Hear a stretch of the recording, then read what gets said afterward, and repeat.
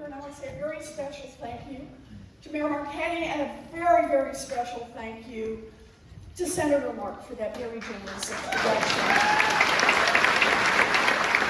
That women are fighting for us, and it really matters.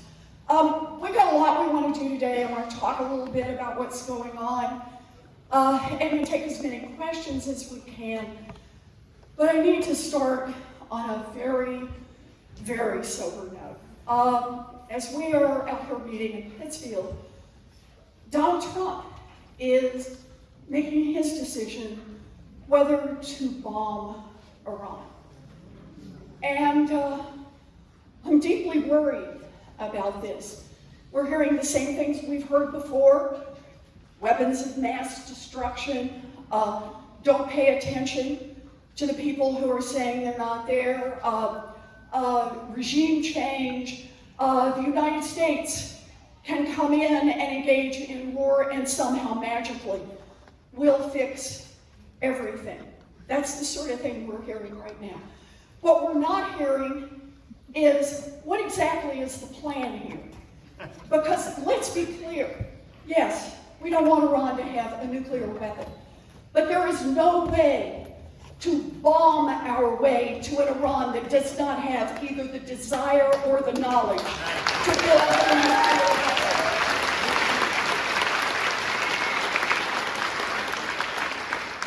So what is the plan if Donald Trump drops bombs in Iran? Is it that we're going to go back every few years and just drop them again and again? Is it that we're going to evacuate people from the region? Are we going to put American soldiers on the ground in the area? What is the long-term plan, and what does it mean for our people? What does it mean for stability in the region, but also long-term peace for the United States? For me, the question of going to war is one that's very personal. All three of my brothers served in the military. I just came from Jake's Java, and we're reminded the cost of what it means to keep a fleet of active duty military around the world and to send them more into harm's way. My oldest brother, Don Reed, did 288 combat missions in Vietnam. We were blessed to get him back, but many people did not come back, and many families still have that hole in their hearts. Our service members who volunteer to give so much have a right to know that the President of the United States values their lives and sends them into harm's way only when we clearly have a plan and understand both what our goals are and how this protects the United States of America. Donald Trump has not done that, and I will fight him every inch of the war.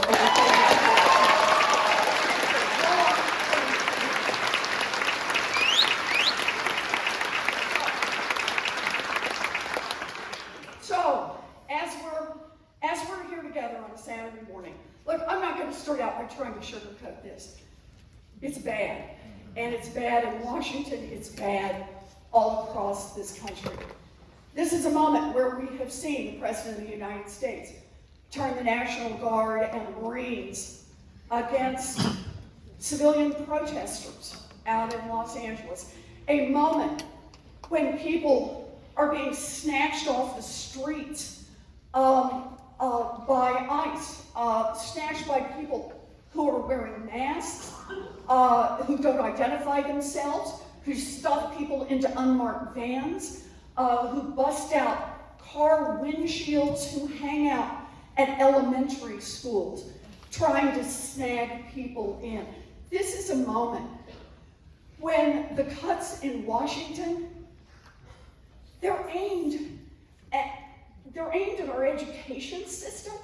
They're aimed at research, at cancer research, at ALS research, at climate research, at the things that give us brighter futures.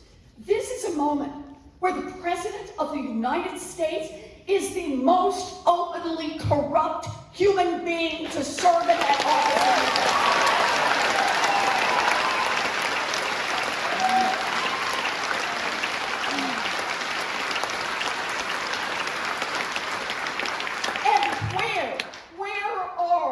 The Republicans in Congress. You know, the Republicans, I just gotta say, the Republicans in Congress are suffering a major medical emergency. They have had their spines removed.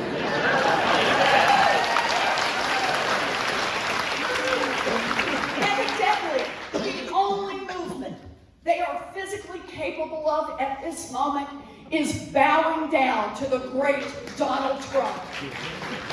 Well, I'm here today to say Democrats, to say people from Massachusetts, we don't bow down to kings, we stand up and fight back.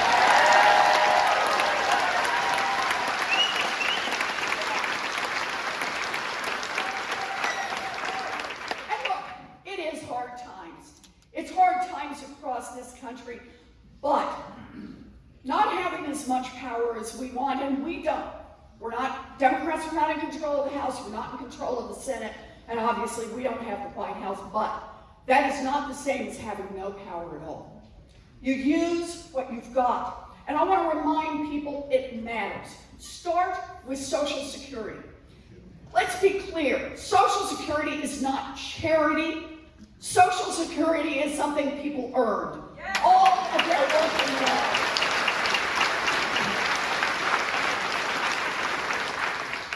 Donald Trump, Elon Musk, and the Doge boys think that they can come in with a chainsaw and fire the people who work at Social Security, shut down the phones, shut down the offices, and tell lies about, that there's all this fraud and abuse in the Social Security system, then it is time for us to fight back. Yeah. So, I started a Social Security war room.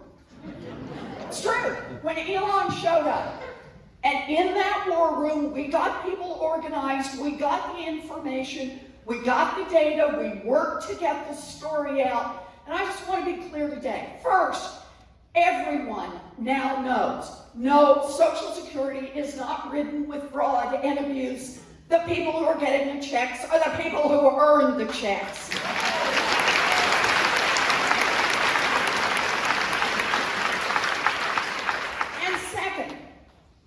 Phones are still operating, the offices are still open, and very few people have been fired from the agency. That means Social Security is still functioning and functioning the way it should. It's not fancy, it's not a headline, it's not setting off fireworks, but by God, it is standing up for a government that works for all of us.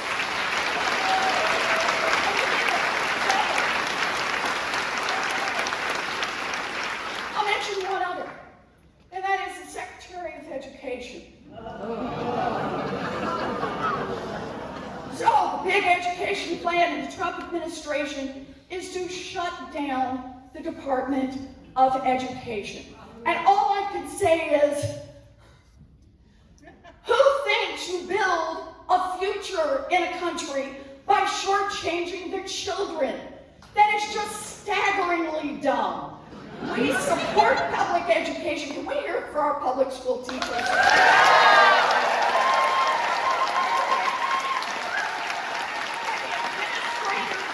the librarians, and the school bus drivers, my friends, all the folks working in the cafeteria, all the people who have put their hearts and souls into helping our children build a stronger future. And that's been another one. So I launched Save Our Schools. And part of what I asked for when I put this out, some of you in here may have responded, is send your stories in. Send your stories in about what public school meant to you, what it means to someone you love, why it matters.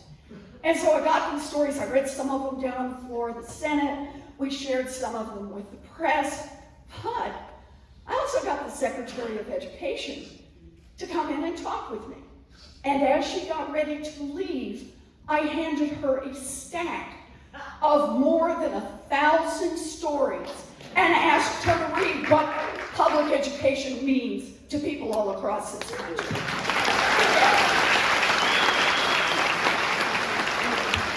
By the way, I also got her to admit in that meeting that no, she does not have legal authority to shut down the Department of Education, which just may matter in the pending lawsuit right now that the Secretary has said that. Okay. So I want to talk about right now the fight in front of us. Many fights in front of us, but one in particular, because it is legislative, and that's part of what I wanted to be here to talk with you about. And that is Trump's, as he calls it, his big, beautiful bill. Yeah, the big, beautiful betrayal of the American people. Because this is the bill that would cut access to health care for about 16 million people across this country. And why? So that a handful of billionaires can get even fancier handouts from the federal government. That's all this bill is about. It's about billionaires win, everybody else loses. And there are lots of ways to do the numbers, but that's the heart of what's happening here. Just for a second, I want to talk about the Medicaid program, which is where many of these cuts would come. We call it Mass Health here in Massachusetts. It goes by different names around the country. But here's what that program does. It's a program that says, we don't know whose baby is going to be born with complex medical problems and around $1 million in medical bills before they ever make it out of the hospital. We don't know whose neighbor is going to get hit by a bus or have a stroke, and the only way that person is going to be able to live independently is to have a home health aid or a wheelchair, a motorized wheelchair. We don't know whose beloved grandma is going to outlive her savings and need care in a nursing home and have no way to pay for it. None of us knows which families will be hit by that. So what we decide as a country is we're all going to pitch in some of our nickels. And then if it's your family, or if it's your family, or if it's your family, then we'll all be there to help support. To help support for those medical bills for that little baby, to help support for the for the home health aid for someone at home, to help pay for that nursing home. That's Medicaid. That's Mass Health. That's what we do with that program. And right now, in Massachusetts, all across this country, about half of all newborn babies in our country rely on Medicaid to pay those bills, the prenatal that mom got, the care they get in the hospital, and the ongoing care for the ear infections, the things that happen. A lot of working parents have to rely on Medicaid because they don't have fancy enough private insurance for that. Right now, almost anybody who has a significant disability, who's getting a home health aid, who is getting a wheelchair, maybe special breathing equipment, it's Medicaid that's paying for that. And about half the people who are living in nursing homes have the bills picked up by Medicaid. So I want to ask all of you, just think about that for a minute. How many people in here, let's bring the lights up. How many people in here know someone or love someone or themselves are relying on Medicaid? Oh yeah. Oh yeah. There you go. There you go. That's it. That's what we do with each other. So let me ask you one more question. And that is, do you believe that little babies ought to be able to get health care rather than taking that money and giving it to Jeff Bezos so he could have a third job?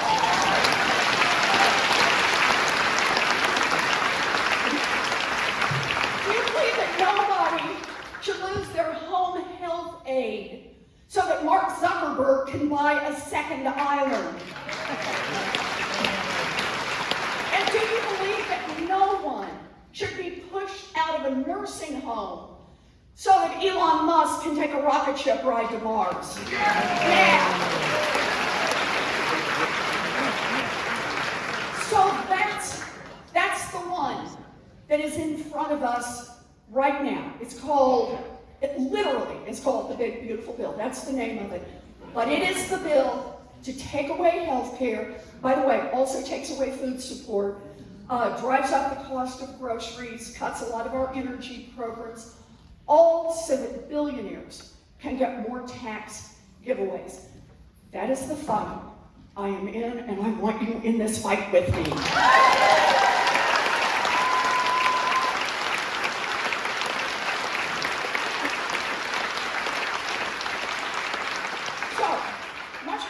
But I want to do the last thing, and that is, what can you do? I know this is such a frustrating moment. I know you feel like, just, how can we make a difference? How can we make a difference? You got to remember you can make a difference. The very number one thing you can do is tell your stories. When I handed the Secretary of Education that printout, they were all the stories. They were all about my 8th grade art teacher. They were all about the 2nd grade teacher who, when I was having a really hard time, pulled me in. They were about the high school shop teacher.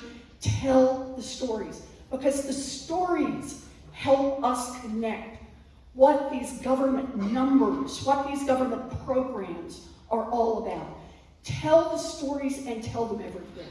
Post them, share them with your friends, share them with the groups you belong to, and why it is that you do support Medicaid, that you do support a government that engages on behalf of its people. Second thing I ask you to do is organize. Organize, organize, organize. You know, one voice is loud when you speak up. 2 voices worth twice as loud. And it goes from there. Anyone doesn't believe me? Ask about the Berkshire Brigade. Loudest people I know.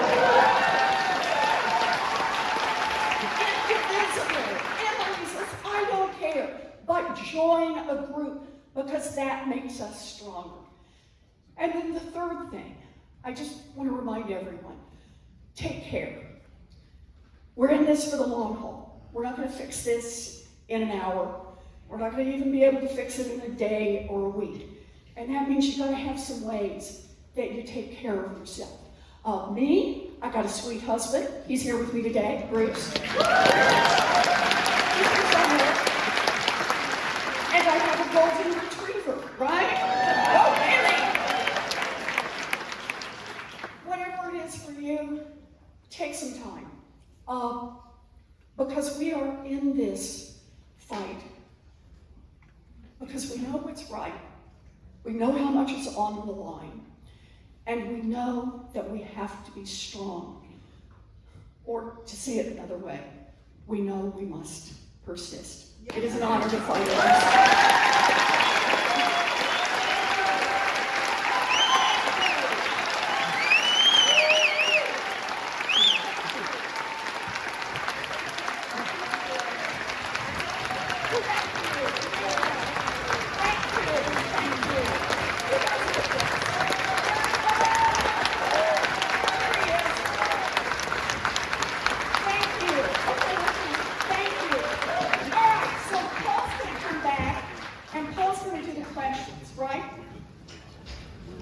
What, you're still getting instructions on how to work?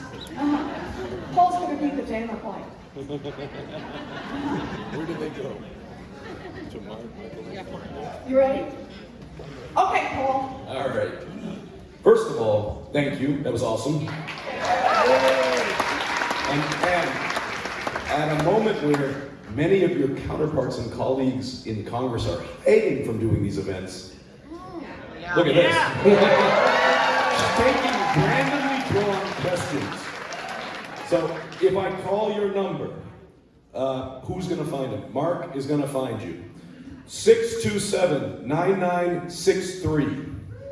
Last 4 numbers, 9963. Do we have a paper? 627-9962. These were shuffled well. Have we got one? No. And 627-9860. They didn't give us the numbers. It's on the ticket. If we don't have the numbers. How'd you get in here without a The ticket? ticket doesn't say a number on the other side? You had to have a raffle ticket. A balcony, someone on the balcony. Okay. Someone is coming to you. Okay. You got it lined up? You want to call a couple more? Yeah, we'll call a couple more. More coming up. Okay. Do we have people yet or no? Okay, all right, please. We ready?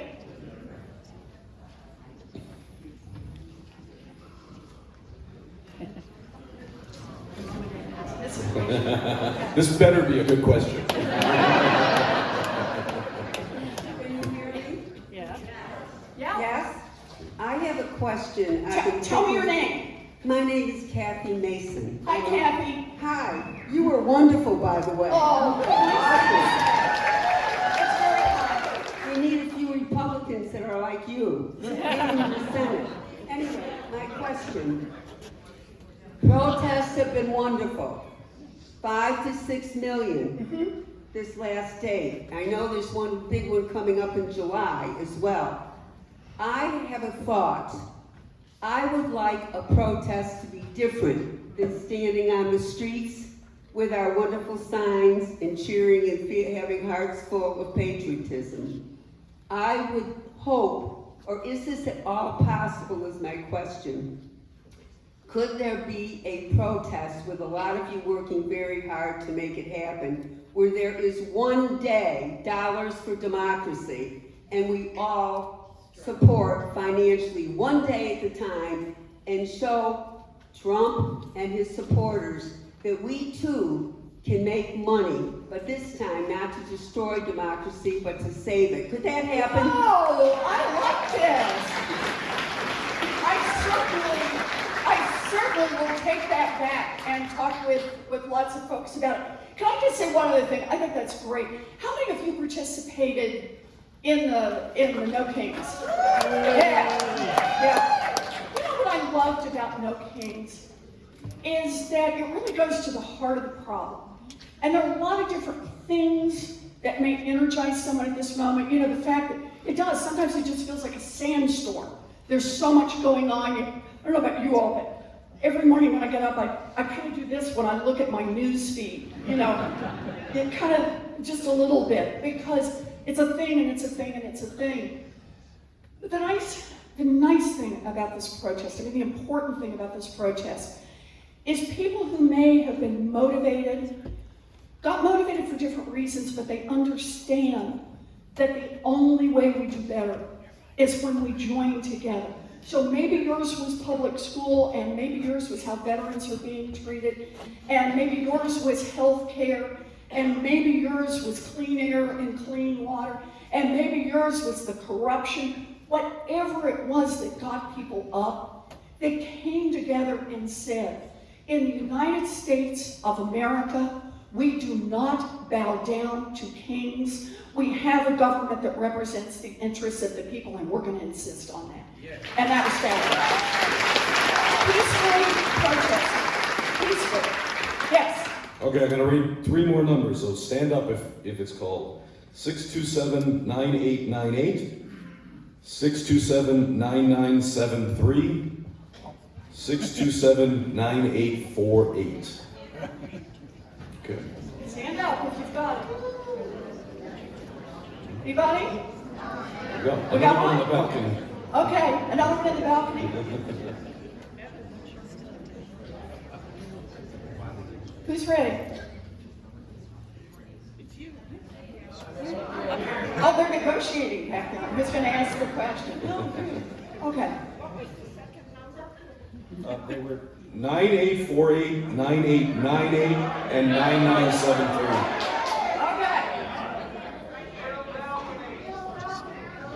Okay. Hi, Senator. Hi. I'm Where here. are you? I can't see. Where are I'm you? in the balcony. All right. Hi, Here you are. Okay. I'm Sabina Chen. I'm from Williamstown. Hi, Sabina. I was previously in New Hampshire, and I had the privilege of voting for you in 2020 in the New Hampshire primary. Thank you. So my question is about the spines of the Republicans? Yeah, they're just missing. What can I say? Completely? Like, are there any that are negotiable? Are there any like Susan Collins or Lisa Murkowski? I was even reading recently that Josh Hawley is putting up a fight about the big, beautiful bill. Yeah. So are there any of these of your colleagues in the Senate on the Republican side who are persuadable enough to put the brakes on this? Okay, that is an excellent question. So to answer your question, what I'm going to do is I'm going to tell you all a story. And it's one many of you participated in. The story goes back to the first Trump administration. You may remember, it was the summer, right? And Donald Trump was in the White House. The Republicans had control of the House and the Senate. And that year, what they decided is they broke it apart. They had two parts. They were calling it the Affordable Care Act. At the time, it was the same thing. Take away health care for millions of Americans.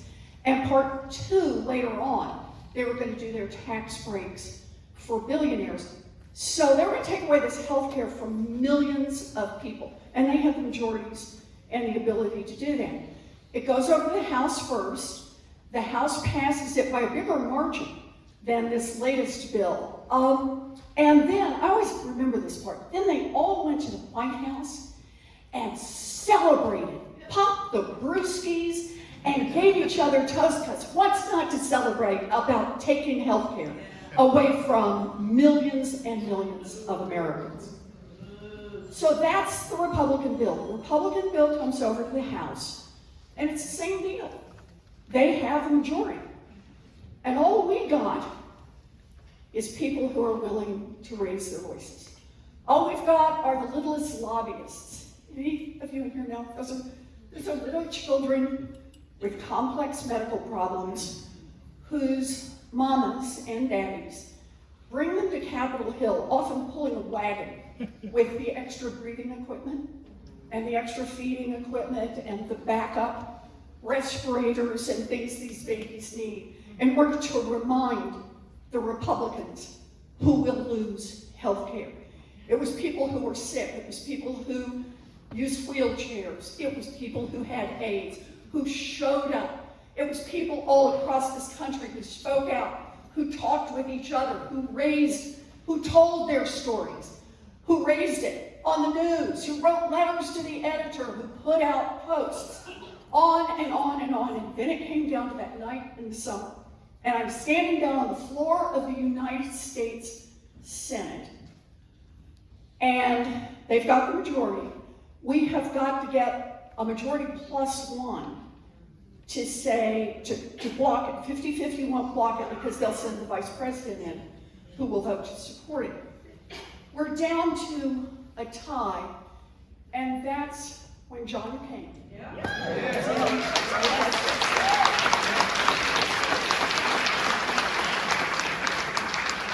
Now, John McCain is gone, but your question is still the right question, because here's the part I want you to hear from that story. John McCain didn't just walk out of a vacuum and come in and vote no. John McCain had heard the stories. John McCain had lived in what was changing in America, with people speaking up, saying, I like health care. And even though I might be okay, I think my neighbor ought to have health care, access to health care as well. I want to support health care all around this country. When Republicans vote with Democrats, I don't do the test of you're a better person or a worse person. I look at this as how much did we turn up the heat? How much did we raise our voices? How much did we make clear that this is what the people you represent want? This is what you better get out there and vote for. And if you don't, we will remember this at the ballot box next time you're up for re-election.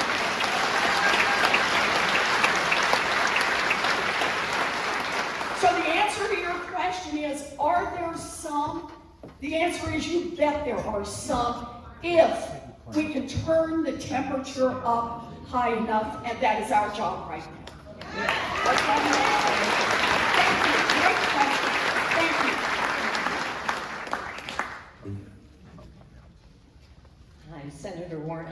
shirt. Oh, there you are, I see you. I got, A classic. I am your #1 fan in this room, I think. My name is Jurian Hughes. I live in Pittsfield. It is such an honor to be able to speak to you. Thank you, that's very kind. It seems really clear to me that the reason that Democrats are not in charge right now is a result of two things: money and messaging. I'm really pleased that there is movement to help overturn Citizens United, which is the greatest obstacle I think we have to democracy. But if I'm honest, the other big obstacle is messaging. I only learned in the last year that the Democratic Party is only focused on elections. There is no system in the Democratic Party to get all of you leaders on the same page, to get you on the same page with something horrific like Fox News. We don't have a system in place. How do we put a system in place that gets you Democratic leaders speaking the same message so it is so clear, getting our media speaking the same message so it is so clear? If our message were clear, we would be in charge right now. So how do we make that happen? So it is a great question, and one, frankly, I ask myself, and ask myself a lot right after the election results this past November. Democrats did not make clear to the American people that we are fighting for more opportunity and a more sustainable future for your family. We did not make our economic message clear enough, strong enough, and we didn't lead with it enough. So shortly after the election, I started meeting, and all I can do is describe what I did.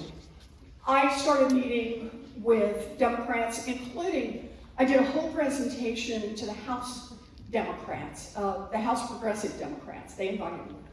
So I came and I told them, I said, there's a fight coming. And the fight is coming, is the billionaires win, everybody else loses. The fight is coming, is an economic fight, and it's going to be about taking away health care. We don't know for sure what all they do, but probably driving up the cost of groceries, the cost of utilities. That fight is coming, and we need not only to be ready, we need to start talking about it now. Yes. We need to start telling our economic message now. And it's both halves. This is one of those both sides of the coin. Talk about what they're doing and then say, we don't believe that's what we ought to be doing. We don't think we ought to be doing that. And I want to add to this. My own view on this is, and name the enemies. They're not just taking away health care to be cruel, although that definitely is part of it. They are taking it away. They are taking away health care from people in nursing homes so that Jeff Bezos can have bigger tax rates. That is not what Americans stand for. And if we get that message out, then we can win elections, but more importantly, then we can do the things we need to do, like make sure that all Americans have access to health care, like making sure that we make investments in housing so people can afford to buy those homes, so we can make sure that all of our kids get a first-rate education, and by God, that every parent can count on child care so that they can go to work. So, I do get a little worked up on this subject. So, part of the point was to start then, and to say it over and over and over. This is our message. I describe it to you as a legislative fight, but it is our message, and here's what we know about that message. When people hear about this big, beautiful bill, when they hear about the cuts and they hear who's getting the benefits, they overwhelmingly hate it. And I'm not just talking Democrats.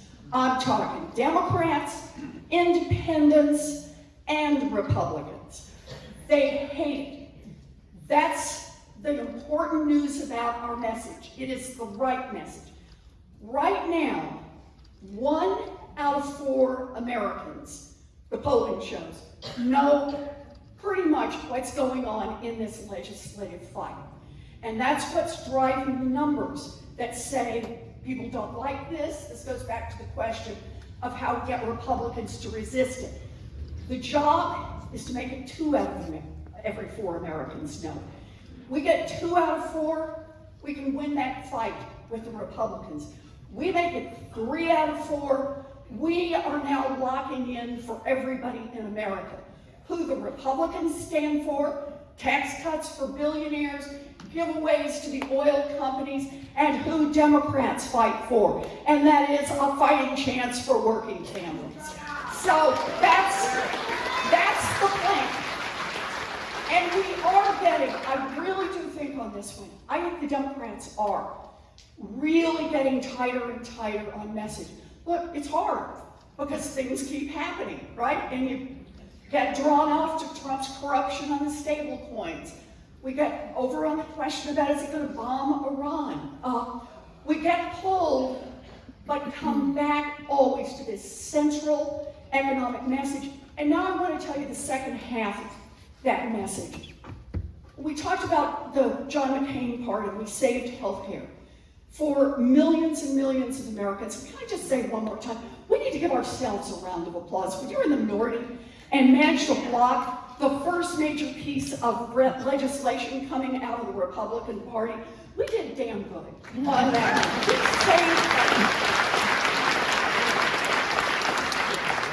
But there was another part to that story, and that is, remember I said they split off the tax part?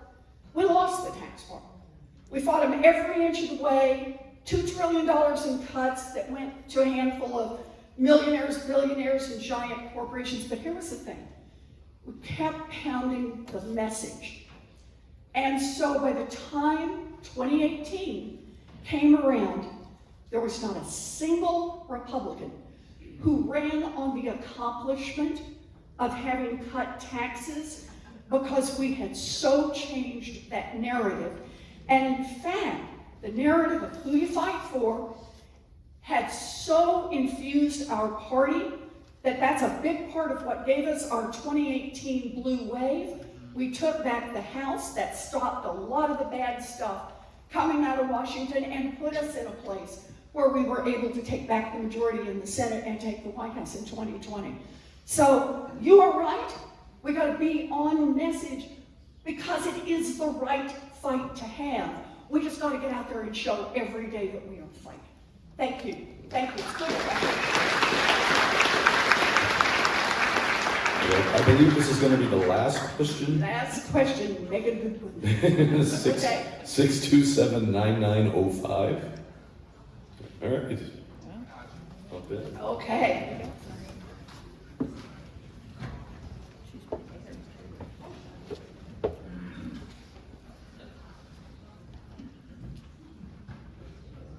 Okay, we got somebody who's written her question down in advance, is that right? I'm Dr. Caroline Sharkey. I'm here in Pittsfield, and it's a pleasure to speak with you, Senator Warren. It's good to see you, Dr. Sharkey. I'm a researcher and professor in social work, focusing on the impact of trauma and healing innovations with young people in deindustrialized cities, particularly those impacted by community violence, mass shootings, and resource deprivation. You know, the fun and easy stuff.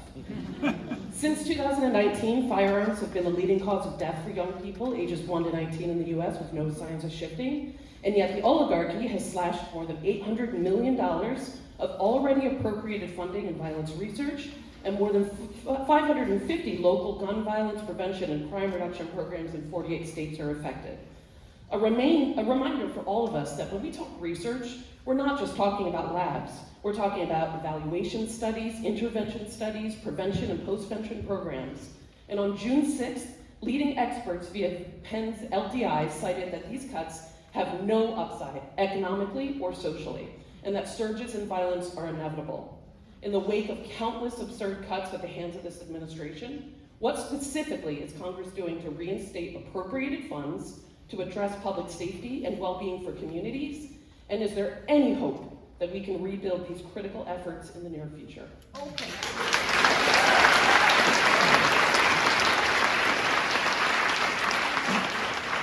So let me to your question, what is Congress doing? Take another look at the big, beautiful bill.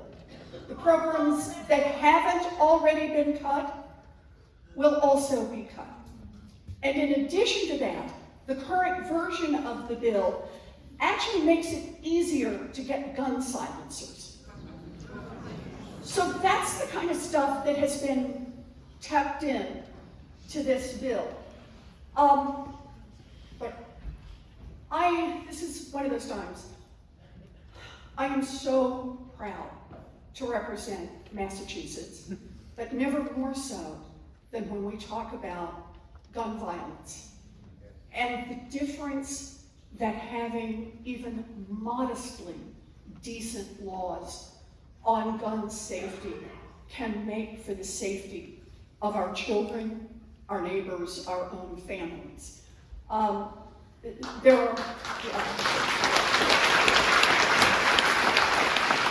are estimates that if the rest of the country followed just Massachusetts laws as they exist right now on guns, and keep in mind, hunters still have access to guns here in Massachusetts, there's plenty of opportunities, but if the rest of the country followed Massachusetts, that we could prevent deaths from gun violence across this country by about 40%.